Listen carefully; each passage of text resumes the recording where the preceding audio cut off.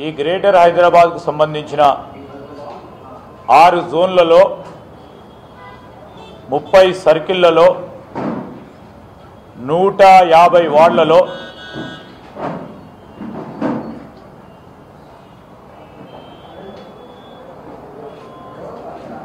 వీటిలో ఉంటున్న ప్రజానికానికి మా ప్రభుత్వ అధికారులు ఆ వార్డులకు వెళ్ళి మా గ్యారెంటీలకు సంబంధించి అభయహస్తంకు సంబంధించిన గ్యారెంటీలకు సంబంధించి విషయ సేకరణ డేటా కలెక్షన్ చేయటం జరుగుతుంది.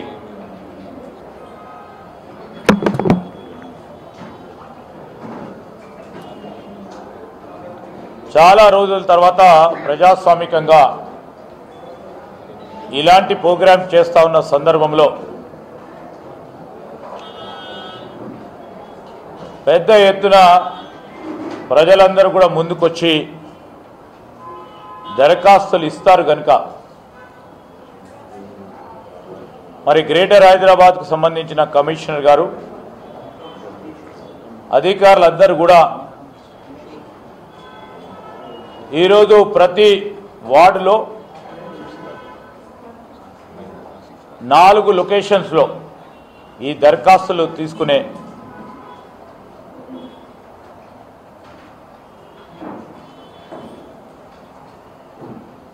కౌంటర్స్ ఏర్పాటు చేయటం జరుగుతుంది.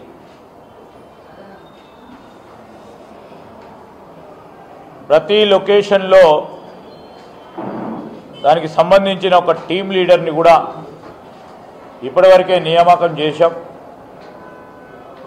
టీం లీడర్తో పాటు మరో 7 అదనపు సభ్యులను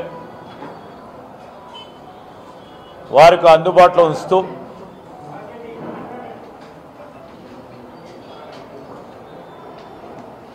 దరఖాస్తుదారులకి సంబంధించి మహిళా సోదరిమణులకి సెపరేట్ క్యూ లైన్ పెట్టడంతో పాటు వికలాంగులకి కానీ సీనియర్ సిటిజన్స్కి సెపరేట్ క్యూ కూడా ఏర్పాటు చేయడం జరుగుతుంది.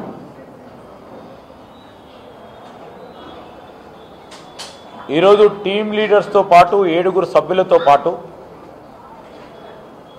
అక్కడికి వచ్చే ప్రజలకి వాలంటీర్స్ని కూడా అక్కడ ఏర్పాటు చేసి వచ్చిన ప్రజానికానికి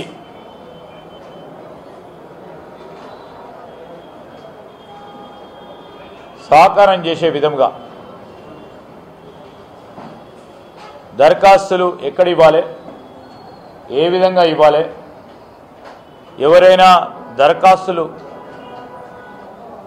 పూర్తి స్థాయిలో నింపకుండా ఉంటే వారికి సహకారం అసిస్ట్ చేయడానికి వాలంటీర్స్ను కూడా మరి కమిషనర్ గారు అధికారులు ఏర్పాటు చేయడం జరిగింది.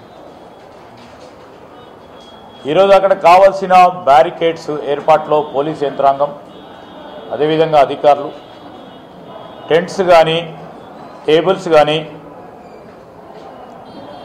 కానీ చైర్స్ కానీ ఎక్కడ ఎవరికి ఇబ్బంది కాకుండా ఆ విధమైన సౌకర్యాలు కల్పించే కార్యక్రమం చేశాం. ప్రతి వార్డుకి ఒక టైం టేబుల్ ఇవ్వటం జరిగింది. ఫలానా రోజు ఈ వార్డులో ఈ ప్రజాపాలన కార్యక్రమం జరుగుతుంది, ఆ తదుపరి రోజు వేరే వార్డులో జరుగుతుంది. అదేవిధంగా ఇక్కడున్న మొత్తం 150 వార్డులకు సంబంధించి 28వ తారీఖు నుంచి 6వ తారీఖు వరకు వివిధ వార్డ్స్ను డేట్స్ను కేటాయింపు చేసి ఆ ఫలానా రోజు ఆ వార్డు సభ్యులు అక్కడున్న వార్డుకు సంబంధించిన ఏర్పాటు చేసిన ఈ ప్రజాపాలనలో పాల్గొనడానికి వీలు సంకల్పన చేసినాం. మేము ప్రజలందరినీ కూడా కోరుతా ఉన్నాం. ఈరోజు ఆ సంబంధిత ఆ వార్డుకు సంబంధించిన అధికారులు ఆ వార్డులో ఉంటున్న ప్రజానికానికి తెలియజేయడం జరుగుతుంది. ఫలానా 29వ తారీఖు నాడు ఫలానా వార్డులో ప్రజాపాలన కార్యక్రమం ఉంటుందని, ఆ రోజు లేకుంటే 30వ తారీఖు నాడు ఉంటుందని డేట్స్ను కూడా కేటాయింపు చేసి ఎవరికి కూడా కన్ఫ్యూజన్ లేకుండా 150 వార్డులని 28వ తారీఖు నుంచి 6వ తారీఖు వరకు పూర్తి స్థాయిలో ఆఖరికి దరఖాస్తుదారుడికి కూడా అవకాశం ఇచ్చే విధంగా, ఎక్కడైనా దరఖాస్తుదారుడు మిస్ అయితే ఆ రోజు 6వ తారీఖు లోపల వారి దరఖాస్తును కూడా తీసుకునే ప్రయత్నం అధికారులు కూడా చేస్తారు. ఆందోళన పడవద్దని మేమందరికీ కూడా తెలియజేస్తా ఉన్నాం. అదేవిధంగా ఈ 30 సర్కిల్స్కి సంబంధించి స్పెషల్ ఆఫీసర్స్ని కూడా వేయటం జరిగింది. ఈ స్పెషల్ ఆఫీసర్స్ రేపు ఆ నియోజకవర్గం ఆ సర్కిల్కి సంబంధించిన గౌరవ శాసనసభ్యులతో, గౌరవ శాసన మండలి సభ్యులతో, అక్కడ ఉన్న కార్పొరేటర్ సోదరులతో సోదరిమణులతో రేపు మీటింగ్ ఏర్పాటు చేసుకొని అక్కడ ఉన్న టీం లీడర్స్తోని మరి సంప్రదింపులు చేసి గౌరవ ప్రజాప్రతినిధులు ఇచ్చే ఇంకేదైనా సలహా సూచనలు ఇస్తే మరి పాజిటివ్గా యాక్సెప్ట్ చేసి ఈ ప్రజాపాలనని ఈ ప్రోగ్రామ్ని సక్సెస్ఫుల్గా చేయడానికి వారు పూర్తి స్థాయిలో ప్రయత్నం చేయటం జరుగుతుంది. మరి దీంట్లో భాగస్వాములు కావడానికి చాలామంది ఇప్పుడు మేము అధికారులతో మాట్లాడుతూ ఉంటే అందరూ కూడా ఉత్సాహంగా చాలా రోజుల తర్వాత ఓ మంచి కార్యక్రమం జరుగుతుందనే ఒక భావన, మేము పూర్తి స్థాయిలో విజయవంతం చేస్తాం, క్రియాశీలకంగా పనిచేస్తామని వారి ఆలోచన ఈరోజు మేము మా సమీక్షా సమావేశంలో అధికారులు ఆ విధంగా స్పందించడం జరిగింది.